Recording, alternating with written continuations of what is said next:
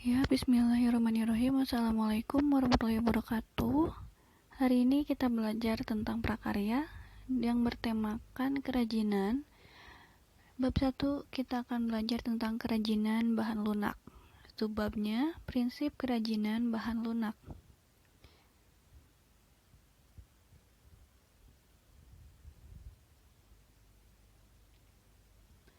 Apa itu kerajinan?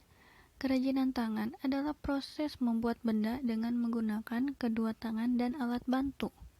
Kemudian, apa itu bahan lunak? Kerajinan dari bahan lunak merupakan produk kerajinan yang menggunakan bahan dasar yang bersifat lunak, yaitu lentur, lembut, empuk, dan mudah dibentuk.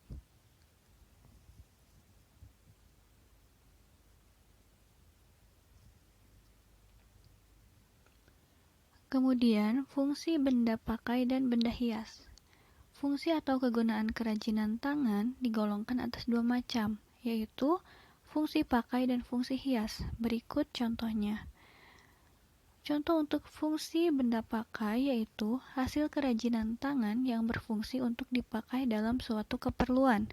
Contohnya, pot bunga, tempat tisu, tempat pensil, dan lain-lain. Kemudian ada juga fungsi benda hias, yaitu kerajinan tangan yang berfungsi sebagai hiasan. Contohnya, pajangan di atas meja, yang menempel di dinding, ataupun yang menggantung.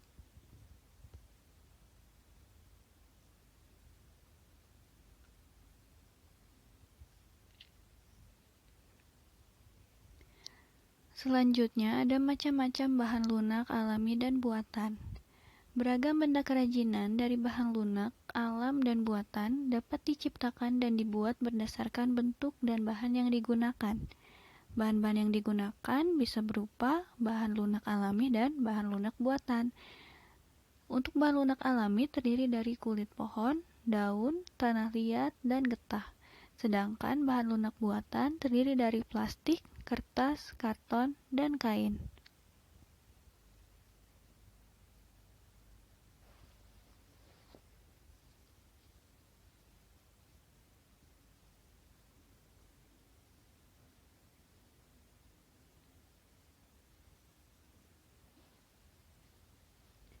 Selanjutnya yaitu prinsip kerajinan bahan lunak. Pada praktiknya, kerajinan dibuat dengan mempertimbangkan wilayah kerja dengan beberapa prinsip berikut. Yang pertama, keterampilan tangan. Maksudnya, kerajinan dibuat dengan menggunakan keterampilan tangan. Meskipun diproduksi banyak, produk kerajinan masih tetap mengandalkan tangan. Sementara itu, industri bertumpu pada kekuatan mesin. Inilah yang membedakan antara produk kerajinan dan produk industri. Yang kedua, ada keterampilan teknik. Pembuatan benda-benda kerajinan dilakukan secara berulang-ulang dan didasari oleh keterampilan teknik atau keprigelan. Sehingga produk yang dihasilkan sudah tentu memiliki kekhasan tangan yang nampak dengan detail, rumit, dan hanya bisa dilakukan dengan keterampilan teknik yang dimiliki oleh tangan seseorang. Dan yang terakhir ada kedaerahan atau tradisional. Kerajinan merupakan benda-benda yang mempunyai nilai guna praktis, bersifat universal, dibuat dengan keterampilan teknik tangan, namun masih dipengaruhi oleh adat istiadat setempat. Prinsip pembuatan kerajinan tangan dengan bahan lunak, alami maupun buatan memiliki kecenderungan yaitu sengaja dibuat orang serta khusus dan sangat mempertimbangkan aspek pemaduannya.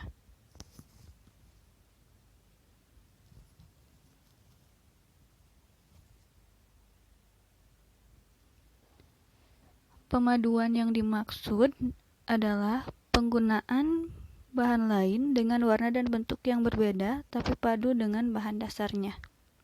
Pemaduan juga dapat dilakukan dengan bahan serupa tetapi dibuat dengan karakteristik yang berbeda. Jenis karya ini dapat dipilah menurut manfaatnya sebagai berikut. Yang pertama yaitu untuk kelengkapan busana. Maksudnya, produk kerajinan bahan lunak dibuat dengan mempertimbangkan produk tersebut dapat mempercantik diri dalam menggunakan busananya. Contohnya, produk-produk aksesoris seperti gelang, kalung, bros, dan cincin. Kemudian, kelengkapan suatu benda. Kerajinan bahan lunak yang difungsikan sebagai kelengkapan suatu benda, contohnya kotak tisu yang dilengkapi dengan hiasan keramik pada bagian muka. Jika kotak tisu sudah tidak terpakai, keramik dapat dilepas dan dipasangkan pada kotak tisu lainnya. Yang ketiga yaitu kelengkapan rumah atau bangunan. Maksudnya, produk kerajinan dapat dijadikan manfaat sebagai pelengkap rumah atau bangunan tertentu. Contohnya, air mancur berbentuk kodok di taman rumah. Kemudian yang terakhir ada kelengkapan keperluan ritual atau upacara adat. Banyaknya ritual atau upacara adat Nusantara tentunya bervariasi pula kerajinan bahan lunak yang dapat dimanfaatkan sebagai pelengkap upacara. Selanjutnya, berdasarkan prinsip kebermanfaatan di atas, maka kerajinan bahan lunak dapat dikategorikan sebagai produk-produk berikut. Yaitu untuk menambah keindahan. Keberadaan kerajinan bahan lunak dapat memperindah penampilan. Kemudian, memberi penekanan atau kekhasan pada suatu benda. Jika diberi kerajinan bahan lunak, maka sesuatu akan terkesan khas. Yang ketiga, menjadi persyaratan pemakaian. Maksudnya kerajinan bahan lunak merupakan persyaratan untuk dipakai. Jika tidak digunakan, maka tidak berarti apa-apa. Yang keempat, merupakan pertanda atau simbol. Produk kerajinan bahan lunak dijadikan sebagai pertanda atau simbol suatu kepentingan. Yang kelima, dibuat khusus sesuai benda aslinya atau diduplikasi. Kerajinan bahan lunak dibuat secara khusus menyerupai bentuk aslinya untuk alasan dan kebutuhan tertentu. Dan yang terakhir, sebagai bagian dari karya seni. Karena mencerminkan ekspresi keberagaman budaya Nusantara, maka kerajinan bahan lunak merupakan bagian dari karya seni.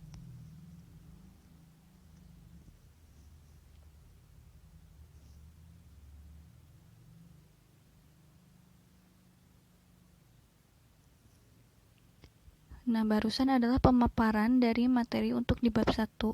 Sampai bertemu di bab selanjutnya ya. Assalamualaikum warahmatullahi wabarakatuh.